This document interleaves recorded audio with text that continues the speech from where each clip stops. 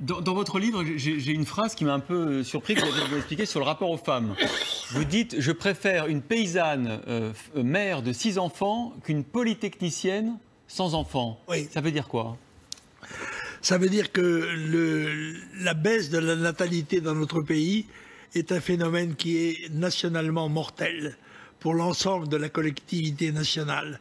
Et qu'il est nécessaire qu'il y ait un encouragement donné à la famille.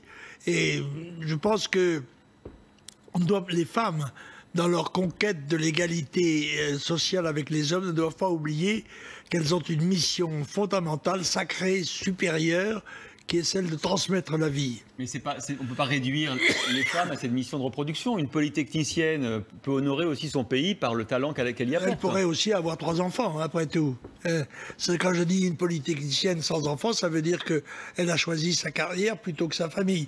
Alors, il y a un certain nombre de gens qui sont capables d'assumer les 2 responsabilités qui sont écrasantes. Je reconnais, parce que je suis le fils d'une veuve. J'ai eu 3 filles. Je connais donc les problèmes féminins. Et je sais très bien que les femmes font 2, 3 métiers qui ne sont pas toujours reconnus comme tels. Et elles ne sont pas toujours ni respectées ni récompensées pour cela. Et ça veut dire qu'une femme ne peut pas être carriériste? C'est pas bien chez vous. Une femme ne peut pas être carriériste? Elle peut être carriériste, elle peut être trapéziste, elle peut être skieuse, elle peut être des tas de choses.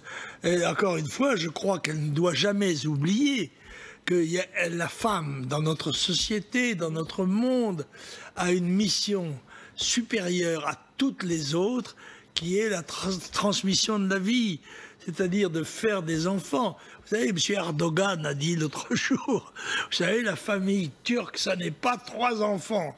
C'est 5 enfants au moins. Je ne vais pas jusque-là. Ils ont du boulot, mais je ne vais pas jusque-là. Mais j'ai une grande estime et un grand respect pour les familles nombreuses qui s'astreignent en effet à l'éducation, à la survie de leur famille. Et ce sont eux qui nous sauvent, car nous sommes en train, les uns et les autres, tous les pays européens sont en déficit démographique. Par conséquent, condamnés à échéance, à disparaître, à être submergés par les vagues de pays où en effet on a 10 enfants, 15 enfants. Autrefois, on avait en Afrique 18 enfants. Il en mourait 16 et il en survivait 2. Maintenant, il en meurt 2, il en survit 16. Et l'augmentation est considérable et nous n'avons rien fait, ni eux non plus d'ailleurs, pour essayer de prévoir cette situation. Moi, je l'ai prévu il y a 30, 40 ans, mais je suis passé à ce moment-là pour un excessif, raconteur d'histoire, qui doit raconter des histoires de...